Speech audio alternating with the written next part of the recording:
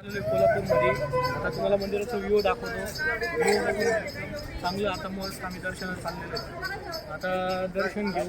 ह्याच ठिकाणी चप्पल सेवा पण आहे. चप्पल फ्री ऑफ कॉस्ट चप्पल ठेवलं. नंतर इकडे गेल्यानंतर इकडं दर्शन घेऊ आणि अशा प्रकारे आता आपण महालक्ष्मीचं दर्शन घेणार आहोत. तर आता चला दर्शन घेतल्यानंतर मग पुढं व्हिडिओ चालू करू.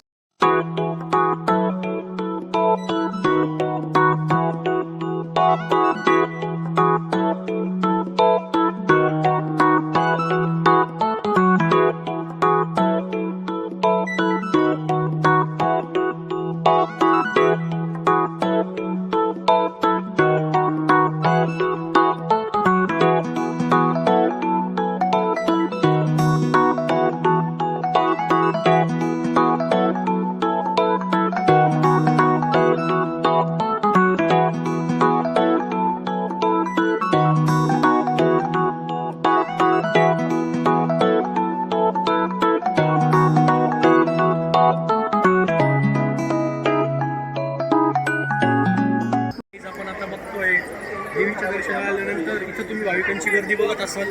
भाविकांची गर्दी पण या ठिकाणी भरपूर आहे आणि इथं जे आहे दगडी काम केलेलं आहे. पूर्वी काम कसं केलं असेल आपण सुद्धा विचारात पडलो असेल आणि अशाच प्रकारे तुम्ही आज बघू शकता.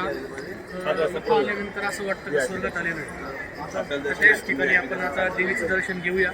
घेतल्यानंतर मग पुढं आता मुख्य दर्शन आपल्याला भेटण्यात आलेलं आहे.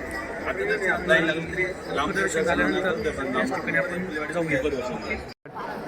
आपण आता बघितलं असेल का इथं महालक्ष्मीचं आपलं दर्शन आजचं झालेलं आहे. सकाळी पहाटे आपण 6 वाजता गेलो. या ठिकाणी आल्यानंतर एकदम मस्त वाटलं आणि गर्दी पण खूप होती. आणि आता दर्शन घेतल्यानंतर आता बाहेरच्या रस्त्याने जायचं अतिशय एकदम मस्त दर्शनाला गर्दी असतानाही खूप दर्शनाला तरी आपलं दर्शन झालं, व्यवस्थित झालं. आणि आता आपण या ठिकाणी त्या ठिकाणी चालू पण आज गर्दी काय का शाळेच्या आज पोरं पण आलेले होते, विद्यार्थी पण जास्त आहे. आणि आज पिकनिकसुद्धा इथं काढलेली चांगलं वाटतं की देवीच्या ठिकाणी आता दर्शनाला पिकनिक वगैरे सुद्धा यायला लागले.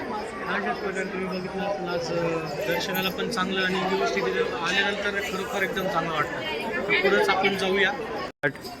आता आपण बघितलं असेल कोल्हापूरचं दर्शन झाल्यानंतर आता उद्या सकाळीच पहाटे 5 किंवा 6 वाजता आपण इथे येऊन दर्शन घेऊया. नंतर मग उद्या ज्योतिबा 5:30ला आरती 5:30 किंवा 5:45पर्यंत इथे येऊया.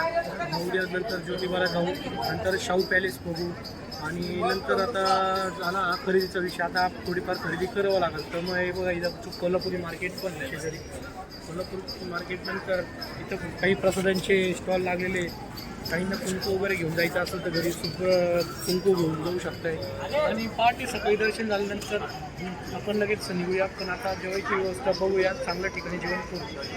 जेवण झाल्यानंतर उद्या 6 वाजता इथं दर्शनाला येऊ.